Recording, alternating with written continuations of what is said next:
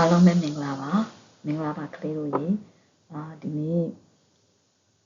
0 module number 2104 second year first semester အတွက် fundamental database management system part 1ရဲ့ second lecture ပေါ့နော် overview of database ရဲ့ second lecture ဖြစ်တဲ့ database model အကြောင်းသွားမှာဖြစ်ပါတယ်ပေါ့နော်အဲ့တော့ database model အကြောင်းသွားမယ်ဆိုလို့ရှိရင်ပေါ့နော် database ကိုcreate လုပ်တဲ့အခါမှာပေါ့နော် database ကို create လုပ်ဖို့ရန်အတွက်ပေါ့နော်ဘာလိုအပ်လဲဆိုလို့ရှိရင် framework လိုအပ်တယ်ပေါ့နော်အဲ့ဒီ framework က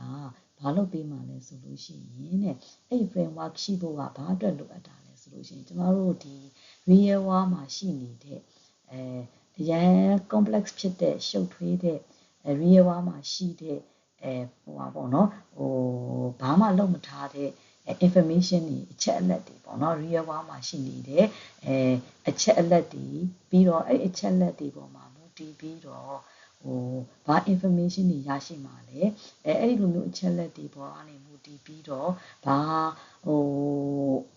ကိုလိုချင်တဲ့ဘာအချက်အလက်တွေကိုဆွဲထုတ်ကြည့်နိုင်မှာလဲဆိုတဲ့ operation တွေရောလုပ်လို့ရမယ်ပေါ့နော် framework တစ်ခုပေါ့လိုအပ်တယ်ပေါ့နော် framework တစ်ခုလိုအပ်ပါတယ်အဲ့ဒီ database ကို create လုပ်တဲ့အခါမှာပေါ့အဲ့ဒီ framework ကိုဘာလို့ခေါ်ရလဲဆိုလို့ရှိရင် data model လို့ခေါ်ပါတယ်ပေါ့နော်အဲ့တော့ data model ကိုcreate လုပ်ရတဲ့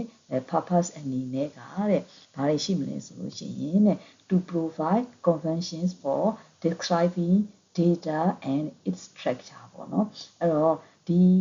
အခုဒီ data တွေနဲ့ real world မှာရှိနေတဲ့ data တွေအဲ့ data တွေနဲ့သက်ဆိုင်တဲ့ structure တွေပုံစံတွေပေါ့နော် structure တွေအတွက်ကိုပေါ့နော်ဘယ်လိုမျိုးပုံစံတကျဖွဲ့စည်းပြီးတော့ဖွဲ့စည်းနိုင်မလဲဆိုတဲ့ဥစ္စာကိုလည်းprovide လုပ်နိုင်ဖို့ရန်အတွက် data model ကိုလှုပ်ဆောင်ဖို့အတွက်ရည်ရွယ်ချက်တစ်ခုဖြစ်တယ်နောက်တစ်ခုကကြတော့ခုနပြောတဲ့ဒီ complex ဖြစ်နေတဲ့ real world မှာ complex ဖြစ်နေတဲ့ဒီ information တွေကိုဆွဲထုတ်ကြည့်ဖို့ပုံစံတကျခုနconvention ပေါ့နော် data တွေနဲ့သူ့ရဲ့ structure တွေကိုပုံစံတကျဆောင်ရွက်ထားတဲ့ဒီ convention လုပ်ထားပြီးသားconvention လုပ်ထားပြီးသားအပေါ်မှာအခြေခံပြီးတော့အဲ့ပေါ်ကနေဆွဲထုတ်ကြည့်မယ်set of operation တွေကိုလည်းဘာလုပ်ပေးရမှာလဲဆိုလို့ရှိရင် define လုပ်ပေးဖို့ရန်အတွက်လည်းရည်ရွယ်တယ်နောက်ပြီးတော့ဘာရှိမလဲဆိုလို့ရှိရင် to provide a framework to describe semantic constraints to correctly represent the information in the real world အဲ့လိုမျိုးတွေdata တွေကိုပေါ့နော် real world မှာရှိနေတဲ့ information တွေကိုပေါ့နော်ကို database တစ်ခု create လုပ်ဖို့အတွက်သူ့ရဲ့ structure တွေသူ့ရဲ့ data တွေကိုပြောင်းလဲပြီးတော့database ထဲမှာcreate လုပ်ဖို့အတွက်ပြောင်းလဲပြီးတော့ဖော်ပြလိုက်တဲ့အခါမှာ real world ရဲ့ information တွေလည်းပျောက်ပြတ်မသွားဘဲနဲ့ represent မှန်ကန်စွာ represent လုပ်နိုင်တဲ့ပေါ့နော်စနစ်ကြတဲ့ပေါ့နော် semantic constraint တွေကိုလည်းဘာလုပ်ပေးရမှာလဲဆိုလို့ရှိရင်အဲ့ဒီ framework ကနေပြီးတော့ provide လုပ်ပေးနိုင်ရမယ်ဆိုတဲ့ရည်ရွယ်ချက်နဲ့ဒီ database model ကို database ကို create လုပ်မယ်ဆိုလို့ရှိရင် database model မှာဒီလိုမျိုး purpose တွေနဲ့ရည်ရွယ်ချက်တွေနဲ့database model တစ်ခု database model ကိုဆောင်ရွက်ကြမယ်ပေါ့ဆိုတော့ data model ရဲ့ပေါ့နော်အဓိက major role ကိုပြောရမယ်ဆိုလို့ရှိရင်ပေါ့သူကအဓိကအားဖြင့်major role အနေနဲ့က role နှစ်ခုပဲရှိတယ်ပေါ့နော်အဲ့တော့ role နှစ်ခုပဲရှိမယ်သူက interface အနေနဲ့ဆောင်ရွက်ပေးတာရယ်ပြီးတဲ့အခါမှာ tool တစ်ခုအနေနဲ့ဆောင်ရွက်ပေးတာရယ်ပေါ့နော်ဆိုတော့ interface အနေနဲ့ဆိုတဲ့ဟာမှာပေါ့နော် interface ကဘယ်သူနဲ့ဘယ်သူကြား interface လဲဆိုလို့ရှိရင်database management system လို့ခေါ်တဲ့ ပေါ့နော် database management system software ပေါ့နော် software က database တွေကို manage လုပ်တဲ့ database management system software နဲ့အဲ့ဒီ software ကိုသုံးတဲ့ပေါ့နော် user ကြားမှာရှိတဲ့ interface တစ်ခုပေါ့နော်ဆိုတော့အဲ့ဒီ interface တစ်ခုဖြစ်တယ်ပေါ့နော်ဆိုတော့အဲ့ဒီ data model ကဘာလုပ်ပြီးမှလဲဆိုလို့ရှိရင်ပေါ့အဲ့ data model အနေနဲ့ကအဲ့ data တွေရဲ့ဖော်ပြချက်တွေပြီးတော့အဲ့ data တွေရဲ့လုံဆောင်တဲ့ဆောင်ရွက်ချက်တွေပေါ့နော်logical level မှာရှိနေတဲ့database တွေကိုမရောက်သေးခင် logical level မှာရှိနေတဲ့ data တွေရဲ့ဖော်ပြချက်တွေ data တွေရဲ့ဆောင်ရွက်ချက်တွေကပေါ့နော်အဲ့ဒီ logical level မှာdata တွေရှိနေမယ်ပြီးတော့ပေါ့နော်အဲ့ဒီ data တွေနဲ့ပတ်သက်တဲ့ပေါ့နော်အဲ့ဒီ data တွေကိုဘယ်နေရာမှာသိမ်းပါလဲပြီးတော့data တွေကိုဆွဲထုတ်ကြည့်မဲ့ပုံစံတွေ procedure တွေနဲ့လည်းပေါ့နော်independent ဖြစ်နေရမယ်ပေါ့ independent ဖြစ်နေရမယ်ဆိုတာကdata description ရဲ့ပေါ့နော် logical level မှာရှိနေတဲ့ description တွေလောက်ဆောင်ချက်တွေရဲ့နဲ့ကဒီ database ထဲမှာတင်ထားမဲ့data storage format ပုံစံတွေ retrieval ပုံစံတွေနဲ့ပေါ့နော်မချိတ်ဆက်နေရဘူးပေါ့ data model ကကြားခံအနေနဲ့ပေါ့နော် user နဲ့ database management system ကြားထဲမှာinterface အနေနဲ့ရှိနေမယ်ပေါ့အဲ့လိုရှိနေခြင်းအပြင်ပေါ့နော်ဒီ user တွေအနေနဲ့ကသုံးတဲ့အခါမှာ database နဲ့သက်ဆိုင်တဲ့ knowledge တွေ physical level မှာရှိနေတဲ့ပေါ့နော်အဲ့ data တွေကိုဘယ်နှမှာထားမယ်ဘယ်လို retrieval လုပ်ရမလဲဆိုတဲ့procedure တွေနည်းလမ်းတွေသိစရာမလိုပဲနဲ့ user ကနေပြီးတော့ကိုအဲ့ data တွေကိုကိုဆောင်ရွက်ခြင်းတဲ့ data တွေကိုဆောင်ရွက်နိုင်ရမယ်ပေါ့ကိုလိုချင်တဲ့ information ရရှိဖို့အတွက်ပေါ့နော်ဆိုတော့ data model အနေနဲ့ကပေါ့နော်ဒီအခု real world မှာရှိနေတဲ့ data တွေကပုံစံမျိုးစုံနဲ့ပေါ့နော်စနစ်တကျမရှိဘဲနဲ့ပုံစံမျိုးစုံနဲ့တင်ထားတာလည်းမရှိဘူးတသက်မတ်နဲ့ပုံစံချထားတာလည်းမရှိဘူးအဲ့လိုပုံစံနဲ့ရှိနေတဲ့ real world မှာရှိနေတဲ့ information တွေကိုdatabase ရဲ့အကူအညီနဲ့database management system ရဲ့အကူအညီနဲ့ကိုကdata တွေ information တွေဆွဲထုတ်ကြည့်မယ်data information တွေဆွဲထုတ်ကြည့်မယ်database management system ကိုမသုံးခင်မှာကြားခံအနေနဲ့ data model ဆိုပြီးတော့အဲ့ real world မှာပုံစံတကြားမရှိနေတဲ့ real world မှာရှိနေတဲ့ data အချက် real world မှာရှိreal world မှာပေါ့နော်ပုံစံတကြားမဖြစ်နေတဲ့ပေါ့နော်အချက်အလက်တွေကိုမှ database ထဲကိုမရောက်ခင်ကြားခံအနေနဲ့ data model တွေdata model တွေကနေပြီးတော့ကြားခံအနေနဲ့လှုပ်ဆောင်ပေးသွားမှာဖြစ်တယ်ပေါ့လှုပ်ဆောင်ရမှာဖြစ်တယ်ပေါ့နော်အဲ့ဒါကနောက် interface အနေနဲ့ပေါ့နောက်ပြီးတော့tools အနေနဲ့ကကြတော့တဲ့သူကဒီ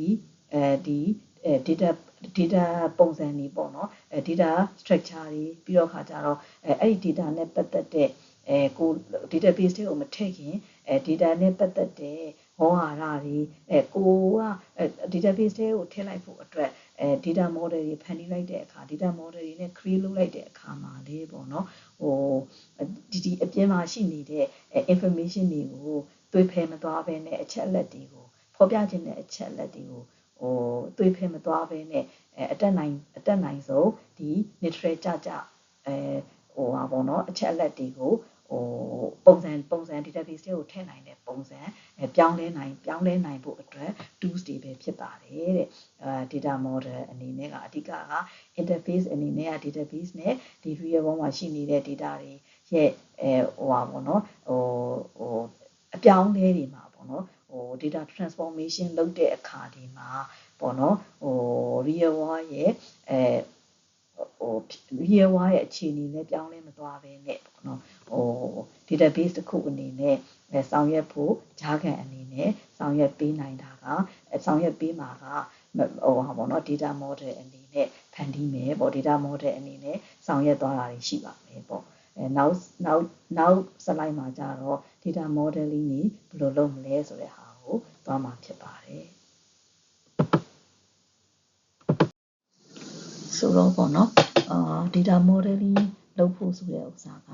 ခုနတော့ငါပြောတယ် real world မှာရှိနေတဲ့ complex ဖြစ်တဲ့ conflict ဖြစ်တဲ့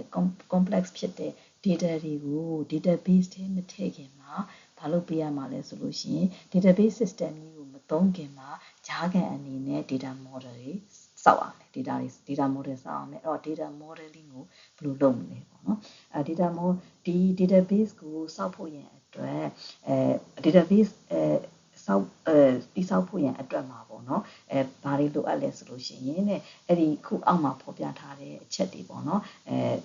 အချက်အလက်တွေလိုအပ်တယ်ပေါ့နော် procedures တွေလိုအပ်မယ်အဲ့ procedures တွေကဘာတွေလဲဆိုလို့ရှိရင်ဒီကိုကဒီ database ထဲကိုဒီ data တွေကို database အနေနဲ့တိစောက်မယ်ဆိုလို့ရှိရင်မတိစောက်ခင်မှာပေါ့နော်ဘာတွေဆောင်ရွက်ရမလဲဆိုတဲ့decide လုပ်ရမယ်ပြီးရင်ဘယ် contact တွေထည့်ချင်တာလဲဆိုတဲ့ဟာတွေ decide လုပ်ဖို့ရန်အတွက်ဒီ procedure တွေဆောင်ရွက်ဖို့လိုအပ်ပါမယ်နံပါတ်1ချက်ကဘာလဲဆိုလို့ရှိရင် investigate and analyze the complicated information structure various application and requirements of the real world ဆိုတော့ခါကြတော့ real world မှာသုံးနေတဲ့ real world မှာရှိနေတဲ့လိုအပ်ချက်တွေပေါ့နော်လိုအပ်ချက်တွေရဲ့ပြီးတဲ့အခါမှာအဲ့ဒီ data အချက်လက်တွေကိုဘယ်လိုမျိုးapplication တွေနဲ့ကိုကသုံးထားတာလဲပေါ့ various application တွေနဲ့အဲ့ဒီ data အချက်လက်တွေကိုရှိနေတာလဲပေါ့အဲ့ data အချက်လက်တွေကပြီးတဲ့အခါမှာဒီပုံစံတွေကလည်းဒီ information ပုံစံတွေကလည်းဘယ်လိုမျိုးပုံစံတွေနဲ့ရှိနေတာလဲဘယ်လို complicated ဖြစ်စွာနဲ့ပေါ့နော် complicated ဖြစ်စွာနဲ့ information ပုံစံတွေကရှိနေတာလဲဆိုတာကိုအရင်ဦးဆုံးဘာလုပ်ရမှာလဲဆိုလို့ရှိရင်စုံစမ်းရမယ်ပြီးရင်ဆန်းစစ်ရမယ်ပေါ့ investigate and analyze အရင်လုပ်ရမယ်ပေါ့နော်ဒီ database ထဲကိုထည့်မယ်ဒီအချက်အလက်တွေကပေါ့နော်ဘယ်လိုပုံစံရှိနေတာလဲပြီးတဲ့အခါမှာ select information နဲ့ to be arranged into a database ထဲကိုထည့်ဖို့ရန်အတွက်မှာပေါ့နော်ဘာလုပ်ရမလဲဆိုလို့ရှိရင်ဘယ် information တွေကို database ထဲကိုထည့်သင့်လဲထည့်ဖို့လိုအပ်တာလဲဆိုတာကို arrange လုပ်ရမယ်ပေါ့ပြီးတဲ့အခါမှာပေါ့နော်ဒီခုနရွေးချယ်လိုက်တဲ့selected data တွေကိုဘာလုပ်ပေးရမလဲဆိုလို့ရှိရင်ပုံစံကျနာအောင် database ထဲမှာထည့်မဲ့ structure အတိုင်းပဲပုံစံကျနာအောင် appropriately တင့်တော်တဲ့ structuralize တွေကို structuralize လုပ်ပေးရမယ်ပေါ့ဆိုပြီးတော့အဲ့ဒီ procedure 3ခုနဲ့အရင်ဦးဆုံးreal world မှာရှိနေတဲ့ complicated ဖြစ်နေတဲ့ real မှာရှိနေတဲ့ data တွေကိုဒီ procedure 3ခုနဲ့ဆောင်ရွက်ရမယ်ပေါ့နော်အဲ့လိုမျိုး procedure 3ခုနဲ့procedure 3ချက်နဲ့ဆောင်ရွက်တဲ့ဟာကိုဒါ database ထဲကိုမထည့်ခင် design ချတယ်ပေါ့ database design လို့ခေါ်ပါတယ်ပေါ့နော်ဆိုတော့အဲ့လိုလုပ်လိုက်ခြင်းအပြင်ပေါ့နော်ဒီ targeted wall မှာရှိနေတဲ့ targeted wall ဆိုတာကကိုဆောင်ရွက်ခြင်းနဲ့အချက်အလက်ပေါ့နော်ကိုဆောင်ရွက်ခြင်းနဲ့data information အချက်လက်တွေကိုမှပေါ့နော်အဲ့ဒါတွေက real world မှာရှိနေတဲ့ပုံစံတကျမဖြစ်နေတဲ့data အချက်လက်တွေကို data model လေးသုံးပြီးတော့ပေါ့နော် data model လေးခုနပြောတဲ့procedure 3ခုနဲ့ဆောင်ရွက်ပြီးတဲ့အခါမှာအချက်လက်တွေက database ထဲကိုထည့်နိုင်ဖို့အတွက်နည်းနည်းပုံစံလေးကျသွားပြီပေါ့နော်အဲ့ဒါကိုအဲ့လိုမျိုးဆောင်ရွက်လိုက်နိုင်တဲ့အပိုင်းကိုပေါ့နော်အဲ့လိုမျိုးအစဉ်စဉ်ပေါ့နော် the series of အဲ့ဒီ process ကိုလည်းဘာလို့ခေါ်လဲဆိုလို့ရှိရင် data modeling လုပ်တယ်လို့ data modeling လုပ်လိုက်ခြင်းဖြစ်တယ်ပေါ့နော်ဒီ targeted wall အတွက်mini wall ပေါ့နော်ပုံစံငယ်လေးတစ်ခုရသွားပြီပေါ့ဒါက database ထဲကိုမထည့်ခင် data လေးတွေကိုဒီလိုမျိုးခုနပြောတဲ့အချက်3ချက်နဲ့ procedure 3ခုနဲ့ဆောင်ရွက်လိုက်တဲ့အခါမှာdata model ပုံစံလေးတစ်ခုရသွားပြီပေါ့နော်အဲ့ဒါကိုလည်းdata modeling လုပ်လိုက်တယ်လို့ခေါ်ပါတယ်ပေါ့နော်ဆိုတော့database system မှာပေါ့နော်data တွေက must be described with the manageable data model provided by DBMS ဆိုတာက database management system ကနေပြီးတော့ database management system ကိုသုံးပြီးတော့data တွေကိုကိုလိုအပ်တယ်လို့ဆွဲထုတ်ကြည့်မယ်ကိုလိုအပ်တယ်လို့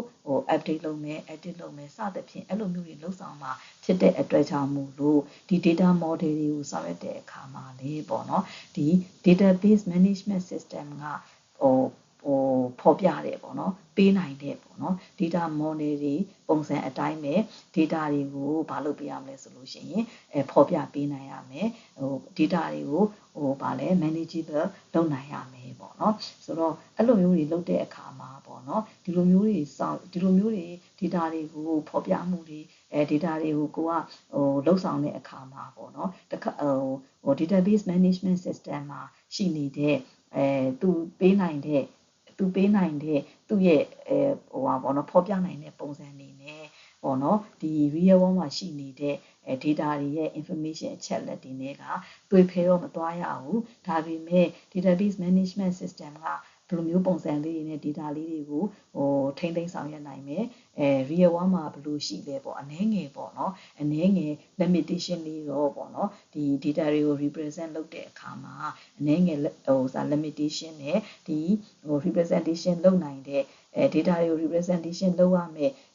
ပုံစံလုပ်တဲ့အခါမှာပေါ့အနည်းငယ်limitation လေးတွေတော့ရှိတယ်ဆိုတာလေးတော့ပေါ့နော်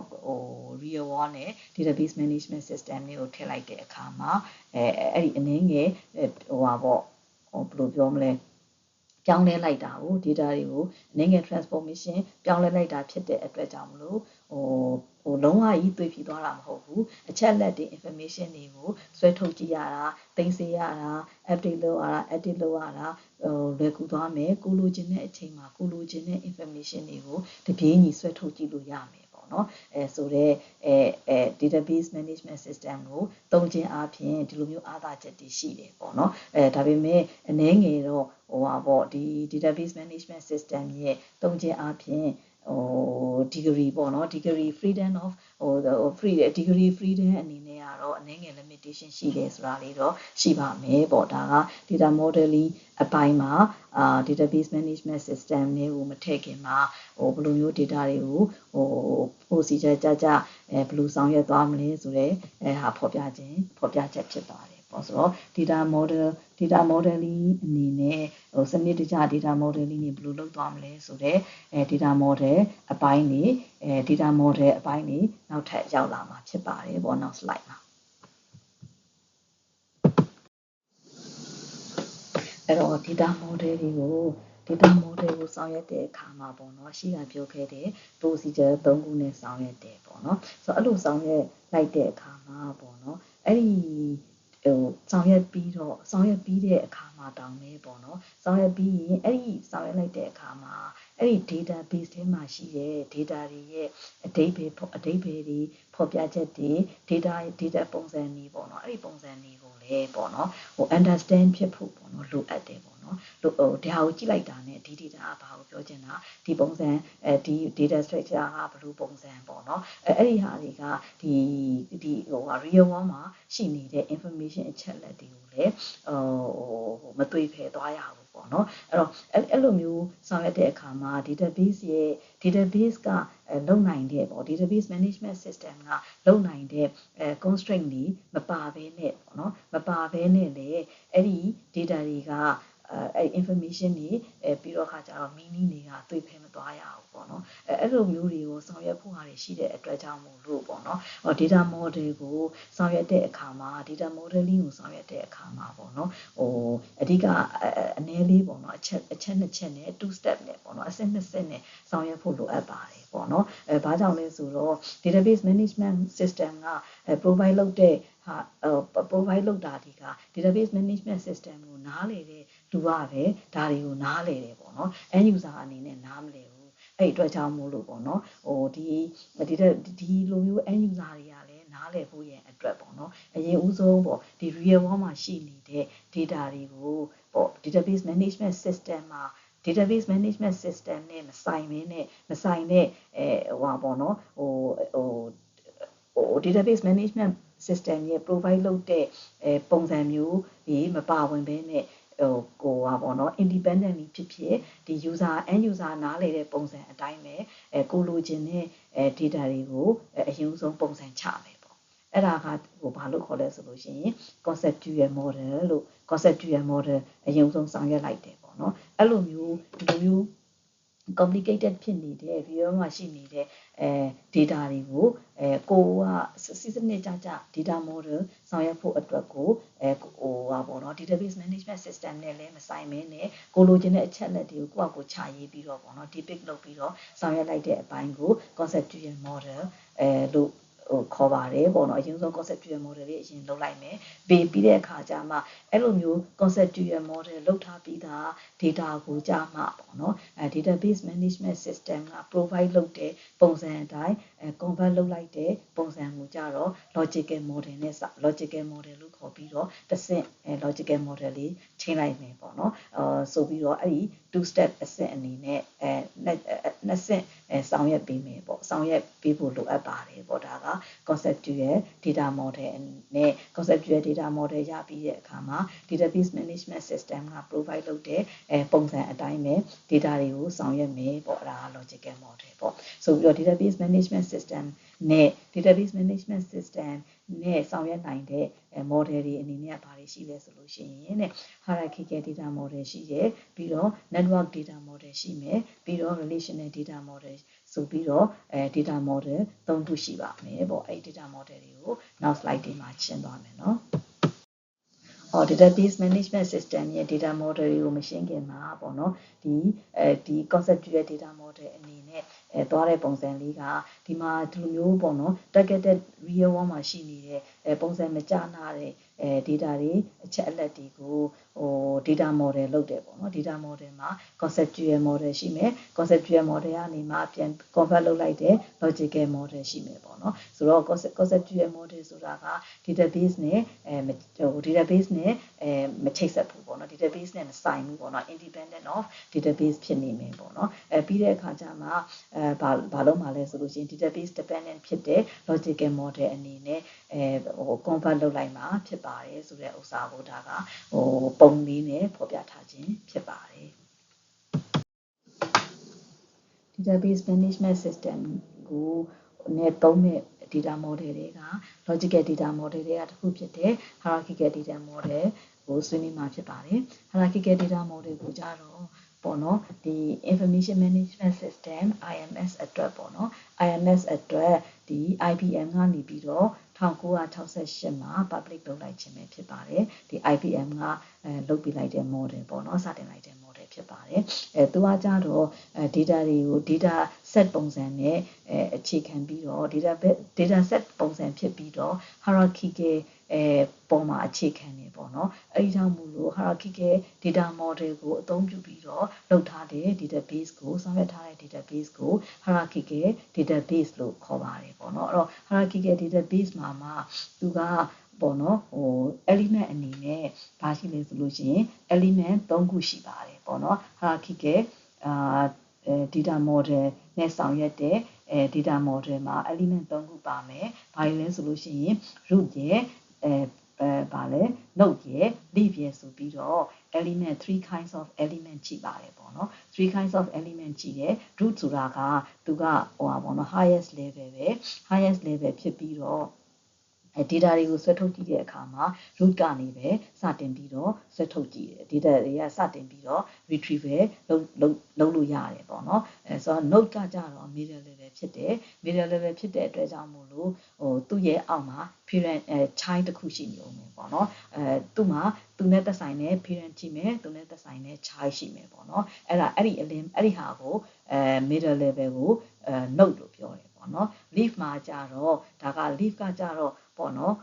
သူ့ရဲ့အောက်မှာသူက terminal data ဖြစ်ပြီးတော့သူ့ရဲ့အောက်မှာ no data မရှိတော့ဘူးပေါ့နော်no data မရှိတော့ဘူးသူ့ရဲ့အောက်မှာပေါ့တော့root ရဲ့node ရဲ့ကိုroot ရဲ့ node ရဲ့ကိုဘာလို့ခေါ်လဲဆိုလို့ရှိရင်နှစ်ခုပေါင်းကို segment တစ်ခုလို့ပြောပါတယ်ပေါ့ hierarchical data model မှာပေါ့နော်အဲ့ data တွေကိုတစ်ခုနဲ့တစ်ခုနဲ့ချိတ်ဆက်ထားတာကိုကြတော့ branch နဲ့ချိတ်ဆက်ပါတယ်ပေါ့ root ရဲ့ node ရဲ့ကို branch နဲ့ချိတ်ဆက်ထားတယ်အဲ့ဒါကိုဘာ one segment တစ်ခုပေါ့နော်ဆိုတော့အဲ့တော့ခါကြတော့အဲ့ relationship ကိုပြောရမယ်ဆိုလို့ရှိရင် root ရဲ့ node ရဲ့ပြီးတော့ node ရဲ့ leaf ရဲ့ဆက်သွယ်ချက်တွေက parent and child relationship တွေဖြစ်တယ်ပေါ့နော်parent and child relationship ဖြစ်တဲ့အတွက်ကြောင့်မို့လို့parent တယောက်မှာဘာရှိမလဲဆိုလို့ရှိရင် more than one child ရှိနေမယ်သို့ပေမဲ့ one child each child နေမှာတော့ parent ကတစ်ခုပဲရှိရမယ်တော့ပေါ့နော် cannot have more than one parent ဖြစ်နေတယ်ပေါ့နော်အဲ့ဒါကဘာလို့ခေါ်လဲဆိုလို့ရှိရင် parent child relationship လို့ခေါ်တယ်ဒါက hierarchical data model မှာရှိတာပေါ့နော်အဲ့အတွက်ကြောင့်မို့လို့ data တွေတစ်ခုနဲ့တစ်ခုနဲ့ချိတ်ဆက်တဲ့အခါမှာ pathway အနေနဲ့က single pathway လမ်းကြောင်းတစ်ခုပဲရှိတယ်ပေါ့နော်data တွေကိုချိတ်ဆက်တဲ့အခါမှာပေါ့နော်အဲ့ဒီလိုမျိုး hierarchical data model တွေကိုပြမယ်ဆိုလို့ရှိရင် diagram နဲ့ပေါ့နော် visualize diagram နဲ့visual ဆွဲဖို့ဆိုလို့ရှိရင် Batchman diagram ကိုသုံးတယ်ပေါ့နော် Batchman diagram ဆိုတာက rectangular box တွေနဲ့ record တွေကိုဖော်ပြတယ်ပြီးတဲ့အခါမှာအဲ့ record တစ်ခုနဲ့တစ်ခုနဲ့အချိတ်အဆက်က parent child relationship single pathway ပဲရှိပြီးတော့အဲ့ဒီ path တွေကိုကြတော့line ကိုမှ arrow ပါတယ် line တွေနဲ့ဖော်ပြတာကို Batchman diagram နဲ့ diagram သုံးပြီးတော့ဖော်ပြလို့ရပါတယ်ပေါ့ဒါက hierarchical data model အတွက်ဖြစ်ပါတယ်ပေါ့နော်နောက်တစ်ခုအနေနဲ့ကကြတော့ network data model ဖြစ်ပါတယ်ပေါ့ database ရဲ့ logical data model တွေကတစ်ခုဖြစ်တဲ့ network data model ကိုဆွေးနွေးပါမယ်ဒီ network data model ကိုကြတော့ပေါ့နော်ပေါ့နော်ဒီ integrated data store အတွက်ပေါ့နော် data store အတွက်ဘယ်သူကနေပြီးတော့ဆောင်ရွက် develop လုပ်လိုက်တာလဲဆိုလို့ရှိရင် GE လို့ခေါ်တဲ့ General Electric အဖွဲ့ကနေပြီးတော့ in 1963မှာdevelop လုပ်လိုက်ခြင်းဖြစ်ပါတယ်ဘယ်မှာဆောင်ရွက်ဖို့လဲဆိုလို့ရှိရင် integrated data store မှာဆောင်ရွက်နိုင်ဖို့အတွက် network data model ကို develop လုပ်လိုက်ခြင်းဖြစ်ပါတယ်အဲ့ဒီ network data model မှာပေါ့နော် data set တွေပါဝင်နေပေါ့နော် data set တွေပါဝင်ပြီးတော့network data model ကိုအခြေခံပြီးတော့ရှိနေတဲ့ network data model ကိုအခြေခံပြီးတော့လှုပ်ဆောင်ထားတဲ့ data set တွေနဲ့ဆောင်ရွက်ထားတဲ့database ကို network database လို့ခေါ်ပါတယ်ပေါ့နော် a data set integrated and based on the network data model is called a network database လို့ခေါ်ပါတယ်ပေါ့နော်အဲ့ဒီ network database ကိုပေါ့နော်ဘယ်သူတွေက design ချခဲ့တာလဲဆိုလို့ရှိရင်ပေါ့နော်ဒီ conference on data system language လို့ခေါ်တဲ့ပေါ့နော် CODACEL ပေါ့နော် CODACEL conference ကနေပြီးတော့ propose လုပ်လိုက်တဲ့အချက်လက်တွေအတိုင်းပဲ network database ကို design ချထားခြင်းပဲဖြစ်ပါတယ်ပေါ့အဲ့ဒီအတွက်ကြောင့်မို့လို့ဒီ model ကိုလည်းအဲ့ဒီ model နဲ့ဆောင်ရွက်ထားတဲ့ database ကို CODACEL type database လို့လည်းခေါ်ပါတယ်ပေါ့နော်အဲ့တော့အဲ့ဒီdatabase မှာအဲ့ဒီ network data model မှာပေါ့နော်ဘာတွေပါဝင်လဲဆိုလို့ရှိရင်segment အနေနဲ့ hierarchical data model တို့မှာပြောခဲ့တဲ့ပေါ့နော် hierarchical data model တုန်းကပြောခဲ့တဲ့ segment အဲ့ segment တွေကိုဒီမှာကိုကြတော့ဘာလို့ network မှာကြဘာလို့ခေါ်လဲဆိုလို့ရှိရင် record လို့ခေါ်ပါတယ်ပေါ့နော်အဲ့ hierarchical မှာရှိတဲ့ segment တွေဆိုတာက root ရယ် branch ရယ် node ရယ်အဲ့အပိုင်းကိုသူက segment တစ်ခုလို့ပြောတယ်ပေါ့နော်အဲ့ခါကျအဲ့ segment ဒီ network မှာကြတော့အဲ့ segment တစ်ခုကို record တစ်ခုလို့ပြောပါတယ်အဲ့ record တွေကို record တစ်ခုနဲ့တစ်ခုချိတ်ဆက်ထားတာကိုကြတော့ချိတ်ဆက်ထားတာကဘာနဲ့ချိတ်ဆက်လဲဆိုလို့ရှိရင် network နဲ့ချိတ်ဆက်တယ်ပေါ့အဲ့ချိတ်ဆက်ထားတာကိုကြတော့ network နဲ့ချိတ်ဆက်တယ်ပြီးတော့ခါကျတော့အဲ့ record တွေကိုdefine လုပ်ထားတဲ့ parent child ပုံစံနဲ့ချိတ်ဆက်ထားတဲ့ချိတ်ဆက်တဲ့ပုံစံကိုကြတော့ဒီ network မှာ set တစ်ခုလို့ပြောတယ်ပေါ့နော် set တစ်ခုလို့ပြောတယ်network မှာကြတော့ဘာရှိလဲဆိုလို့ရှိရင် hierarchical တုန်းကကြတော့ parent တစ်ခုကparent တစ်စုံက child more than one child ရှိနိုင်တယ်ဒါပေမဲ့ each child တွေကကြတော့ each child အနေနဲ့ကကြတော့ one parent ပဲရှိရမယ်ဆိုတော့ hierarchical data model ကအဲ့ဒီပုံစံဖြစ်ပြီးတော့ network ကကြတော့အဲ့လိုမဟုတ်ဘဲနဲ့child က each child အသီးသီးက more than one parent ရှိလို့ရတယ်နော်more than one parent ရှိလို့ရတယ်အဲ့ဒါက network data model ရဲ့ပုံစံပေါ့အဲ့ဒီပေါ့နော်hierarchy မှာပြောခဲ့တယ်ပေါ့နော် hierarchy အတီးတီကိုကြတော့ဒီ network မှာ level တွေနဲ့သတ်မှတ်တယ်ပေါ့နော် level တွေနဲ့သတ်မှတ်တယ် level အနေနဲ့သတ်မှတ်တဲ့အခါမှာပေါ့နော် level တွေကို level 0ကနေပြီးတော့ level 0 1 2 စသဖြင့် level n ရှိတယ်ပေါ့နော်အဲ highest level က level 0ဖြစ်ပြီးတော့level 0ကနေပြီးတော့1 2 စသဖြင့်ပေါ့နော်level n ထိဆင်းသွားတာကိုတွေ့ရမယ်ပေါ့ဒါက network data model ရဲ့ပေါ့ဒါကပုံလေးနဲ့ရှင်းပြရမယ်ဆိုလို့ရှိရင်ပေါ့ network data model အနေနဲ့ဆိုလို့ရှိရင် level 0မှာ president A ရှိမယ်ပေါ့ president A ရှိမယ် president ရဲ့ A ရဲ့အောက်မှာgeneral manager တွေရှိမယ် general manager ရဲ့အောက်မှာပေါ့နော်ဒါမှကြတော့ hierarchical နဲ့မတူတော့ဘဲနဲ့ general manager B ရဲ့အောက်မှာဆိုလို့ရှိရင် manager D လည်းရှိတယ် manager E လည်းရှိတယ်ပေါ့နော်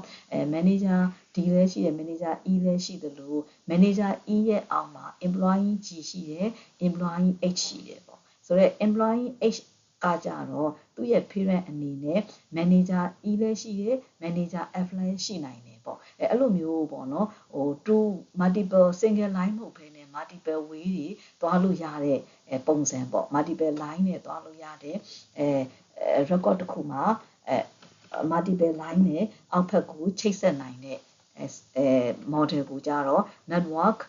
data model လို့ပြောပါတယ်ပေါ့နော် so while only one access path to the data exists in the hierarchical data model မှာကြတော့ path ကတဝေးလေးသွားတယ်ဆိုပေမဲ့ပေါ့နော် network data model မှာကြတော့ multiple access path နဲ့ချိတ်ဆက်လို့ရပါတယ်ဆိုပြီးတော့ဒါကပုံလေးနဲ့ရှင်းပြထားတာဖြစ်ပါတယ်ပေါ့နော်ဒီ parent A နဲ့ general manager နဲ့ဆိုတဲ့ဒီအပိုင်းတွေကိုကြတော့ level 0 1 2 3 စသဖြင့် level n ထိlevel တွေနဲ့သတ်မှတ်တယ်ဒီrectangular box တွေအနေနဲ့ box ထဲမှာရှိနေတဲ့ data တွေကို record လို့ပြောတယ်ပြီးတဲ့အခါမှာrecord တစ်ခုနဲ့တစ်ခုနဲ့ချိတ်ဆက်တာတွေက network နဲ့ချိတ်ဆက်တယ်ပြီးတော့အဲ့လိုမျိုးတစ်စုံချိတ်ဆက်ထားတဲ့ general manager ကနေပြီးတော့ B ကနေပြီးတော့ချိတ်ဆက်ထားတဲ့manager D manager E စသဖြင့်ချိတ်ဆက်ထားတဲ့တစုကိုကြတော့သူကဗာလဲ set အနေနဲ့သတ်မှတ်ပါတယ်ဆိုပြီးတော့ဒါက network data model ရဲ့ဆောင်ရွက်တဲ့ပုံစံပဲဖြစ်ပါတယ်ပေါ့နောက်တစ်ခုအနေနဲ့က relational data model အပိုင်းပဲဖြစ်ပါတယ်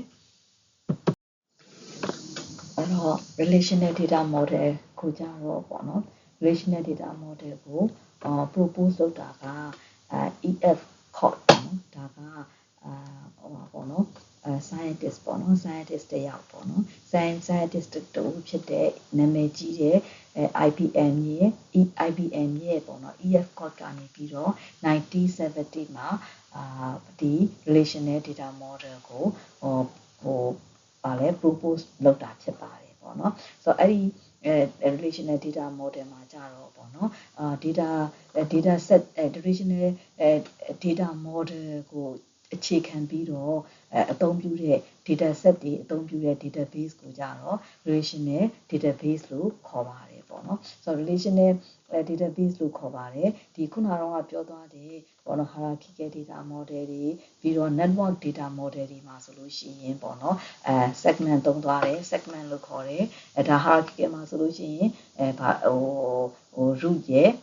node ရဲ့ root ရဲ့ node ရဲ့ branch ရဲ့ segment တစ်ခုလို့ခေါ်တယ်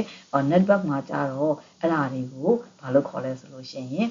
record တွေလို့ခေါ်တယ်ဆိုပြီးတော့ရှေ့ပိုင်းမှာတော့ရှင်းခဲ့တယ်ပေါ့ဒီမှာကြတော့ relational data model မှာကြတော့ဘာတွေနဲ့သုံးသွားလဲဆိုလို့ရှိရင် tables နဲ့သုံးပါတယ်ပေါ့နော် table ကိုသုံးသွားတယ်အဲ့ table မှာကြဘာတွေပါလဲဆိုလို့ရှိရင် row တွေပါတယ် columns တွေပါတယ်ပေါ့နော် rows တွေပါတယ် columns တွေပါတယ်အဲ့တော့row တွေကဘာကိုကိုစားပြုလဲဆိုလို့ရှိရင် record တစ်ခုကိုကိုစားပြုတာက row နဲ့ကိုစားပြုတယ်အဲ့ဒီ column တစ်ခုကိုကိုစားပြုတာကြတော့ field နဲ့ကိုစားပြုတယ်ပေါ့နော် column တစ်ခုကိုကြတော့ field နဲ့ကိုစားပြုပါတယ်ပေါ့ file တစ်ခုရဲ့ပေါ့နော် file တစ်ခုရဲ့field ကိုစားပြုတာကြတော့ column နဲ့ကိုစားပြုပါတယ် record တစ်ခုကြတော့row တွေနဲ့ကိုစားပြုပါတယ်ပေါ့နော် relational data model မှာပေါ့နော် table ကိုဘာလို့ခေါ်လဲဆိုလို့ရှိရင် relation လို့ခေါ်တယ်ပြီးတဲ့အခါကျလို့ရှိရင် row ကိုကြတော့ လို့လဲခေါ်သေးလဲဆိုလို့ရှိရင် tuple လို့ခေါ်တယ်ပြီးတော့ခါကျတော့ column ကိုကြတော့ရော attribute လို့ခေါ်ပါတယ်ပေါ့နော်ဒီမှာပုံမှာဖော်ပြထားတဲ့အတိုင်းပဲ table ကို relation လို့ခေါ်တယ်ပေါ့နော်ပြီးရင်table ထဲမှာ row တွေရှိမယ် column တွေရှိမယ် row ကို tuple လို့ခေါ်တယ် tuple မှာ record တွေရှိမယ်ပေါ့ပြီးရင် column ကိုဘာလို့လဲခေါ်ဆို attribute လို့လည်းခေါ်တယ် attribute တွေထဲမှာ field attribute နဲ့သက်ဆိုင်တဲ့ field တွေdata item တွေရှိပါတယ်ပေါ့နော်ဆိုပြီးတော့ဒါကrelation နဲ့computer scientist တယောက်ဖြစ်တဲ့ E.F. Scott ကနေ E.F. Scott က propose လုပ်လိုက်တဲ့ဒီ relational data model ကsimple ဖြစ်တယ်ပြီးတဲ့အခါမှာ data တွေကိုလွတ်လွတ်လပ်လပ်can be freely combine ပေါင်းစပ်လို့ရတယ်ပြီးရင် and the operation method ဆောင်ရွက်နိုင်တဲ့ပေါ့နော် operation တွေကလည်းဘာဖြစ်လဲဆိုလို့ရှိရင် simple ဖြစ်တဲ့အတွက်ကြောင့်မို့လို့အသုံးပြုတဲ့ end user တွေကလည်းလွယ်လွယ်ကူကူနဲ့ဆွဲထုတ်ကြည့်လို့ရတယ်အသုံးပြုလို့ရတဲ့အတွက်ကြောင့်မို့လို့ဒီ relational data model ကိုပေါ့နော်ဒီ system တွေမျိုးစုံပြီးတဲ့အခါမှာဒီ mainframe ကနေ personal computer အထိပေါ့နော်ဘာလဲအသုံးပြုလာကြတယ်ပေါ့ relational data model က relational data model ကိုအများဆုံးအသုံးပြုလာကြတယ်ပေါ့နော်ဆိုတော့ဒီမှာဆိုလို့ရှိရင်relational data model လေးတစ်ခုဒါနမူနာပြထားတာပေါ့နော်သူ့မှာဆိုလို့ရှိရင်ပါပေါ့နော် serial number ရှိတယ်name ရှိမယ်ပေါ့ပြီးရင်သူ့ရဲ့အသက်တွေရှိမယ်ပြီးရင်သူ့ရဲ့ gender ရှိမယ်ဘယ်မှာနေတယ်ပေါ့စသဖြင့်ဒါက relational data model database ရဲ့ logical data ဖြစ်တဲ့ပေါ့နော် database ထဲမှာ database management system ကိုတိဆောက်ပြီးတော့ပေါ့နော်တိဆောက်နိုင်တဲ့ provide လုပ်တဲ့ပုံစံအတိုင်းဒါက relational data model လေးချထားတာပေါ့ဆိုတော့ခါကြတော့အဲ့ဒီမှာဆိုလို့ရှိရင်ပေါ့ကိုကဆွဲထုတ်ကြည့်ခြင်းနဲ့ပေါ့အသက်30သမားကိုဆွဲထုတ်ဆိုလို့ရှိရင်အသက်30နဲ့သက်ဆိုင်တဲ့record line ဆွဲထုတ်ပါဆိုလို့ရှိရင်အသက်30နဲ့သက်ဆိုင်တဲ့ဒီ number 2 line တစ် line ဆွဲထုတ်လာဆွဲအဲ့ဒါကိုတစ် line နဲ့ဆွဲထုတ်ကြည့်လို့ရတယ်ပေါ့နော်အဲ့လိုပဲgender တွေကိုကြည့်မယ်ဘယ် gender တွေပါတာလဲပေါ့စသဖြင့် gender ကိုပဲကြည့်ကြတယ်ဆိုလို့ရှိရင်ပေါ့gender ရှိတဲ့ပေါ့နော် attribute column တစ်ခုထွက်လာမယ်ပေါ့ဒါမှမဟုတ်မျိုးတွေနဲ့သက်ဆိုင်တာဘယ်မျိုးတွေရှိသလဲဆိုတာကိုကြည့်ကြတယ်ဆိုလို့ရှိရင်ဒီမျိုးတွေနဲ့သက်ဆိုင်တဲ့ attribute တစ်ခုကိုပဲဆွဲထုတ်လိုက်ရင်တိုကျိုအိုဆာကာနာကိုယာစသဖြင့်ပေါ့နော်အဲ့ဒီမျိုးနဲ့သက်ဆိုင်တဲ့attribute column တစ်ခုဆွဲထုတ်လို့ရမယ်ပေါ့ဆွဲထုတ်နိုင်တယ်ပေါ့ဒါကဆွဲထုတ်ကြည့်နိုင်တယ်ပေါ့စသဖြင့်ပေါ့နော်ဒါကrelational data model ကိုအဲ့လိုမျိုးအသုံးပြုရတာတွေsimple ဖြစ်တယ်ကိုကြိုက်သလိုrecord တစ်ခုလည်းပဲဖြစ်ဖြစ် tuple တစ် line ပဲဖြစ်ဖြစ် field တစ်ခုပဲဖြစ်ဖြစ် attribute တစ်ခုလုံးပဲဖြစ်ဖြစ်ပေါ့နော်ဆွဲထုတ်ကြည့်နိုင်တယ် table တစ်ခုနဲ့ချိတ်ဆက်ပြီးတော့လည်းကြည့်နိုင်တယ်ပြီးတော့ခါကြတော့ဒီအခုကို create လုပ်ထားတာကပေါ့နော်ဒီ field 5ခုနဲ့လုပ်ထားတယ်ပေါ့5ခုနဲ့လုပ်ထားတာမှာ3ခုနဲ့ပဲပြောင်းခြင်းတယ်စသဖြင့်ကိုကြိုက်သလို combine လုပ်လို့ရတယ် operation တွေလည်းလုပ်လို့ရတဲ့အတွက်ကြောင့်မို့လို့ဒီ relational database ကိုwidely ဖြစ်အသုံးပြုလာကြပါတယ်ပေါ့အခုတော့မှာကကြတော့ပေါ့နော်data modeling အတွက်ပေါ့နော်တစ်ခုဖြစ်တဲ့ NC-SPARC ကနေပြီးတော့develop လုပ်တယ် propose လုပ်တယ် 3-tier schema အကြောင်းသွားပါမယ်ပေါ့နော် 3-tier schema ကို1978မှာ NC-SPARC ကနေပြီးတော့ NC-SPARC ဆိုတာက American National Standard Institute ဒါမှမဟုတ် American National Standard Systems Planning and Requirements Committee ကနေပြီးတော့develop လုပ်လိုက်တဲ့ propose လုပ်လိုက်တဲ့data modeling တစ်ခုပဲဖြစ်ပါတယ်ပေါ့နော်အဲ့ဒီဟာကပေါ့နော်သုံးရတာအဲ့ဒီဟာကပါပေါ့နော်မြင်လာတဲ့အတွက်ကြောင့်မို့လို့သုံးရတာsystem ကြတဲ့အတွက်ကြောင့်မို့လို့widely accepted လက်ခံကြတယ်ပေါ့ database ကိုဆောင်ရွက်တဲ့အခါမှာပေါ့ NC-SPARC model ဆိုလို့ရှိရင်database မှာအသုံးများတဲ့ model တစ်ခုပဲဖြစ်ပါတယ်ပေါ့နော်အဲ့ဒီ model မှာဘာ ဘာတွေပါမလဲဆိုလို့ရှိရင် 3 tier schema ဆို schema ဆိုတာက database ရဲ့ဖော်ပြချက်တွေကိုပြောချင်တာပါဆိုတော့သူ့မှာဆိုလို့ရှိရင် external schema ပါတယ် conceptual schema ပါတယ် internal schema ပါတယ်ပေါ့နော်အဲ့ schema 3ခုပါတဲ့အတွက်ကြောင့်မို့လို့သူ့ကို3 tier schema လို့ခေါ်တာပါပေါ့နော်ဆိုတော့ external schema ကဘာနဲ့ချိတ်ဆက်လဲဆိုလို့ရှိရင် program က external schema နဲ့ချိတ်ဆက်မယ် external schema ကကြတော့ conceptual schema နဲ့ချိတ်ဆက်တယ် conceptual schema ကကြတော့ internal schema နဲ့ချိတ်ဆက်တယ်ပေါ့သူ့ရဲ့ချိတ်ဆက်ဆောင်ရွက်မှုကအဲ့လိုမျိုးအဆင့်လိုက်ပေါ့ပြောရလို့ဆိုလို့ရှိရင်ဆောင်ရွက်တဲ့အတွက်ကြောင့်မို့လို့အဲ့ဒီ schema ကို3 tier schema လို့ခေါ်ပါတယ်ပေါ့နော်ဆိုတော့ database မှာပေါ့နော်ပထမဆုံးအနေနဲ့user တွေကနေပြီးတော့သူတို့ user တွေဘက်ကနေပြီးတော့သူတို့ရဲ့ user point of view ကနေသူတို့ရဲ့ data တွေကိုသူတို့က data တွေကိုသူတို့ကuser point of view ကနေdefine လုပ်တယ်ပေါ့ပြီးတဲ့အခါကျမှဒီ define လုပ်ပြီးတဲ့အခါကျလို့ရှိရင်သူတို့စီကနေထွက်လာတဲ့database တွေကိုထည့်ခြင်းနဲ့ပေါ့နော်ဒီ information data အချက်လက်တွေကိုမှlogical data structure အနေနဲ့ define ပြန်လုပ်တယ်ပေါ့ logical data structure ဆိုတော့database ရဲ့အသုံးအနှုန်းတွေ characteristics တွေပါလာပြီပေါ့နော် logical data structure အနေနဲ့ define လုပ်တယ်ပြီးတဲ့အခါကျမှphysical data structure အနေနဲ့ database ထဲမှာဘယ်လိုပြောင်းထည့်မလဲပေါ့စသဖြင့်ဒါက database တစ်ခုဆောင်ရွက်တော့မယ်ဆိုလို့ရှိရင်user တွေရဲ့အသုံးအနှုန်းတွေ user တွေရဲ့real world မှာရှိနေတဲ့ data တွေကိုအရင်ဆုံး investigate လုပ်တယ် analyze လုပ်မယ်ပြီးတော့ logical data structure ကိုပြောင်းမယ်ပြီးတော့ခါကျမှ physical data structure အနေနဲ့ database ထဲကိုထည့်မယ်ပေါ့ဆိုတော့ဒီ 3 tier schema မှာဒီ 3 schema တွေကဘာလဲဆိုလို့ရှိရင် conceptual schema ရှိမယ် external schema ရှိမယ် internal schema ရှိမယ်ဆိုတော့ခုနလည်းပြောခဲ့တဲ့3 schema ပေါ့နော် conceptual schema ဆိုတာဘာလဲဆိုလို့ရှိရင်ပေါ့ the conceptual schema က logically defines the data of the whole real world necessary for the computer system to process တဲ့ဆိုတော့ခါကြတော့ဒီ process လုပ်ဖို့ရန်ပေါ့နော် computer system အတွက် process လုပ်ဖို့အတွက်လိုအပ်တဲ့ real world မှာရှိတဲ့ data တွေကို define လုပ်ထားတာကlogically အရာ define လုပ်ထားတဲ့ schema ကို conceptual schema လို့ပြောတယ်ပေါ့နော်အဲ့ဒီ data တွေကို define လုပ်တဲ့ဟာကပေါ့နော်သူပေါ့နော် it defines the data from its own viewpoint သူတို့ရဲ့ဒီ user တွေရဲ့ပေါ့နော်သူတို့ရဲ့ကိုယ်ပိုင် viewpoint ကနေပြီးတော့စဉ်းစားထားတဲ့ define လုပ်ထားတဲ့ပုံစံတွေပေါ့အဲ့ဒီခါကကြတော့ဒီ computer တွေ program တွေမှာ program တွေရဲ့ပေါ့နော်characteristic တွေမပါဘဲနဲ့သူတို့ရဲ့ကိုယ်ပိုင်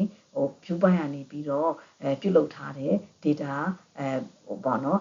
data အချက်လက်တွေဖြစ်ပါတယ်ပေါ့နော်ဆိုတော့ one conceptual schema ကဒါက one database တစ်ခုနဲ့ကိုစားပြုပါတယ်ပေါ့ဒါက conceptual schema မှာပါတာက user own point ကနေပြီးတော့ user own viewpoint ကနေပြီးတော့သတ်မှတ်ထားတဲ့data အချက်အလက်တွေကရှိနေတာက conceptual schema မှာရှိနေတယ် external schema မှာကြတော့တဲ့ external schema ကကြ define the database from the viewpoint of the program using the database အသုံးပြုတဲ့ program ရဲ့ viewpoint ကနေပြီးတော့သတ်မှတ်ထားတဲ့အပိုင်းဖြစ်သွားပြီပေါ့နော် external schema ကကြတော့ external schema ကကြတော့ဒီ conceptual schema ကနေပြီးတော့ define လုပ်ထားတဲ့ data structure တွေကို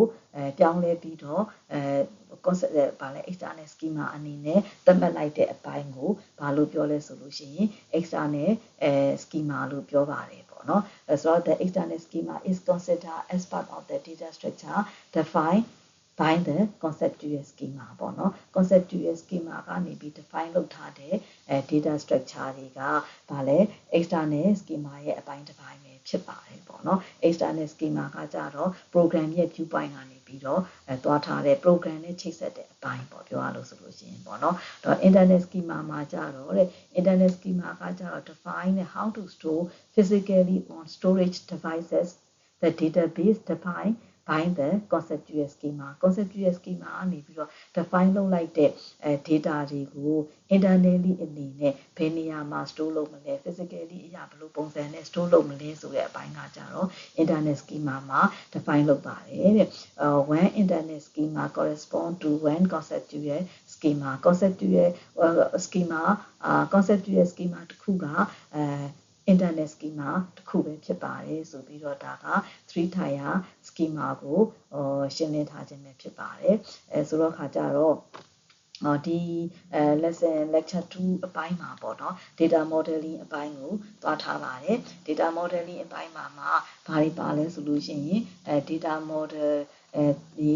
data modeling လုပ်ဖို့ရန်အတွက် procedure 3ချက်ကိုအရင်ဆုံးရှင်းထားပါတယ် procedure 3ချက်အနေနဲ့ကအရင်ဆုံး investigate လုပ်ရမယ် analyze လုပ်မယ်ပြီးရင် information တွေကိုဘယ် information တွေကို select လုပ်မှာလဲ database ထဲကိုဘယ်လိုထည့်ဖို့ arrange ပြန်လုပ်မှာလဲပြီးရင် structure-rise data ဖြစ်ဖို့အတွက်selected data တွေကို structure ကြတည်ဆောက်နိုင်ဖို့အတွက်ဆိုပြီးတော့ဒါကdata modeling လုပ်တဲ့အခါမှာဒီ procedure 3ချက်နဲ့ဆောင်ရွက်ရမယ်ပေါ့ပြီးတဲ့အခါမှာကျမတို့တွေဘာသွားထားသေးလဲဆိုလို့ရှိရင် data model တွေလုပ်တဲ့အခါမှာဒီ database ရဲ့ logically အပိုင်းမပါဘဲနဲ့ဒီ conceptual data model ဆောင်ရွက်တဲ့အပိုင်းကိုလည်းရှင်းသွားတာရှိပါတယ် conceptual data model ဆိုတာကdata modeling အပိုင်းဆိုတာကဒီ targeted world real world မှာပုံစံမကျနာဖြစ်နေတဲ့ပေါ့နော်ဒီ data ပုံစံတွေကိုပေါ့နော်database နဲ့ database depend လုပ်တဲ့ logical model မပြောင်းခင်မှာပေါ့နော်database နဲ့ independent ဖြစ်ပေါ့နော်ဒီ user တွေရဲ့ကိုယ်ပိုင် own view ပိုင်းကနေပြီးတော့ဆောင်ရွက်ထားတဲ့ conceptual model ပေါ့နော် conceptual model targeted world မှာရှိတဲ့ဒီ real world မှာရှိတဲ့ data တွေကိုအရင်ဆုံး conceptual model ကိုချိန်တယ်ပြီးတဲ့အခါကျမှ logical data ကိုချိန်တယ်ပေါ့ဒါကကြတော့ data model ရဲ့ conceptual လောက်သွားတဲ့ process ကိုလည်းရှင်းထားတာရှိပါတယ်ပြီးတဲ့အခါကျမှ logical data model တွေရှင်းလိုက်တယ်ပေါ့နော် logical data ခုပေါ့နော်ဒီကျတို့တွေlesson 2အနေနဲ့မှာဒီကျတို့တွေ data modeling အပိုင်းကိုသွားထားတယ်data modeling ရဲ့ database model တွေမှာပေါ့နော် database model တွေမှာ data model ဆိုတာဘာကိုပြောတယ်ဆိုတာလည်းရှင်းသွားတယ် data model ဆိုတာကreal world မှာရှိနေတဲ့ပုံစံမကျနာနေတဲ့ data တွေကိုမှ database ထဲကိုမထည့်ခင်မှာ data model တွေတိစောက်ပြီးတော့ထည့်ရတယ် data model တွေသတ်မှတ်ပြီးတော့data model တွေသတ်မှတ်ပေးရတယ်ဆိုတဲ့ဟာကိုရှင်းသွားတာရှိတယ်ပြီးတော့ data model တွေမစောက်ခင်မှာပေါ့နော် data model တွေတိစောက်ဖို့အတွက်ကိုဘယ်လို procedure 3ခုနဲ့သွားရမယ်ပေါ့ဆိုတာလည်းပြောသွားတယ်procedure 3ခုအနေနဲ့အရင်ဆုံး database ထဲကိုထည့်ဖို့အတွက်ပေါ့နော်ကိုယ့်ရဲ့ဘယ် data တွေကိုdatabase ထဲကိုထည့်မှာလဲပေါ့နောက်တစ်ချိန်ထိပေါ့နော်ဒီ data တွေကနေပြီးတော့decision ဘယ်လိုချမှတ်နိုင်မှာလဲပေါ့ decision လုပ်နိုင်တဲ့ data တွေကိုပေါ့နော်ဘယ် data မျိုးတွေကိုထည့်မှာလဲပေါ့စသဖြင့် investigate လုပ်မယ် analyze လုပ်မယ်ပေါ့နော်ပြီးတဲ့အခါကျမှ database ထဲကိုပေါ့ထည့်ဖို့အတွက် arrange တွေလုပ်မယ်ပေါ့information တွေဘယ် information တွေကို select လုပ်မှာလဲပေါ့စသဖြင့်နေဆောင်ရွက်ရမယ်ပြီးတဲ့အခါကျမှအဲ့ဒီ selected information တွေကိုမှ structure ကြဆောင်ရွက်ရမယ်ပေါ့ဆိုပြီးတော့ procedure 3ခုနဲ့သွားထားတာရှိပါတယ်ပြီးတဲ့အခါကျမှကျမတို့တွေdata model ဆောင်ရွက်တဲ့အခါမှာပေါ့ဒီ computerize တွေမပါသေးဘူး database ရဲ့knowledge တွေမပါဘဲနဲ့ဆောင်ရွက်တဲ့ conceptual data model ဆောင်ရွက်တဲ့အပိုင်းကိုလည်းconceptual data ဆောင်ရွက်တဲ့အပိုင်းကိုလည်းသွားထားတာရှိပါတယ်ပေါ့နော် conceptual data ဆောင်ရွက်တာကကျမတို့တွေဒီ database ရဲ့ characteristic တွေလည်းမပါသေးဘူးပေါ့နော်computer drive လည်းမပါသေးဘဲနဲ့ user ရဲ့ ပေါ့နော် end user တွေရဲ့ own ပိုင်းကနေပြီးတော့ဆောင်ရွက်သွားတဲ့အပိုင်းပေါ့နော်အဲ့ဒါကအဲ့ဒီမှာမှ data model မှာမှပေါ့နော်ဒီ database ကို depend လုပ်တဲ့အပိုင်းကိုကြတော့ depend လုပ်သွားပြီးတော့ဆောင်ရွက်တဲ့ model ကိုကြတော့ logical model လို့ပြောပါတယ်database ကို depend လုပ်ဖိနေ database independent ပေါ့နော်ဆောင်ရွက်တဲ့အပိုင်းကိုကြတော့ conceptual model ဆိုပြီးတော့သတ်မှတ်ပါတယ်ပေါ့နော်ဆိုတော့ conceptual modelဒီ database ကို independent ဖြစ်ပြီးတော့ဆောင်ရွက်တဲ့ conceptual model မှာ data တွေကိုဘယ်လိုဆောင်ရွက်မယ်ဆိုတဲ့ဟာကိုလည်း conceptual data model မှာရှင်းပေးထားတာရှိပါတယ်ပေါ့နော်ပြီးတော့database ကို depend လုပ်တဲ့အပိုင်းကကြတော့ depend လုပ်ပြီးတော့သွားတဲ့ logical data model တွေကကြတော့၃မျိုးရှိတယ်ပေါ့နော် hierarchical data model ရှိတယ် network data model ရှိမယ် relational data model ရှိတယ်ဆိုပြီးတော့မတူညီတဲ့ data model မှာသူ့မှာပါတဲ့သူ့မှာဆောင်ရွက်သွားတဲ့ step by step တွေဆောင်ရွက်သွားတဲ့ data ပုံစံတွေလည်းမတူညီပဲနဲ့ရှင်းပြသွားတာရှိပါတယ်ဆိုတော့ hierarchical data model မှာဆိုလို့ရှိရင် root တွေ branch တွေ node တွေရှိတယ်အဲ့ဒီတခုအဲ့ဒါကို segment တခုလို့ခေါ်တယ်ပေါ့စသဖြင့်ပေါ့နော်ဒါဒီ hierarchical မှာ segment လို့ခေါ်တယ်network မှာဆိုလို့ရှိရင်အဲ့ဒါတခုကိုဘာလို့ခေါ်လဲဆိုလို့ရှိရင် network တခုပေါ့နော် network မှာဆိုလို့ရှိရင်ဟာပေါ့နော်ဘာလဲဘာတခုလဲဆိုလို့ရှိရင် network မှာဆိုလို့ရှိရင် hierarchical data model မှာ segment တခုလို့ခေါ်တယ် network မှာဆိုလို့ရှိရင် record လို့ခေါ်တယ်ပေါ့နော်ဆိုပြီးတော့သွားထားရရှိတယ်အဲ့တော့ hierarchical မှာဆိုလို့ရှိရင် one to many ဆိုတဲ့ relationship နဲ့သွားတယ် parent တခုမှာhierarchical မှာဆိုလို့ရှိရင် parent ကchild အများကြီးရှိလို့တော့ရတယ် child တစ်ခုကကြတော့ parent တစ်ခုပဲရှိလို့ရမယ်ပေါ့ one to many နဲ့ပဲသွားတယ်ပေါ့နော်network မှာကြတော့အဲ့လိုမဟုတ်ဘဲနဲ့ parent တစ်ခုက child တွေအများကြီးရှိတယ်လို့ child ကလည်း parent အများကြီးရှိနိုင်တယ်ဆိုတော့ network model ရှိတယ်ပေါ့ဒါကnetwork model သွားထားတာရှိတယ်ပြီးတော့နောက်ပိုင်းတွေမှာသုံးလာတဲ့database မှာသုံးလာတဲ့ relational data model ဆိုတာရှိမယ် relational data model ကကြတော့ table တွေကိုသုံးတယ် table မှာ row တွေ column တွေရှိတယ်row ကိုtable လို့ခေါ်ပြီးတော့ column ကို attribute ခေါ်တယ်ဆိုပြီးတော့ကျွန်တော်တို့ relational data model ကိုနောက်ဆုံးပိတ် relational data model သွားထားတယ်ပေါ့ပြီးတဲ့အခါကျမှဒီ data model တွေကမှဒီ data model တွေဒီကမှပေါ့နော်နာမည်တစ်ခုရှိတယ်နာမည်ကြီးတယ်ပေါ့နော် NC Spark အသုံးများတဲ့ 3 tier database description တစ်ခုအနေနဲ့ပေါ့နော်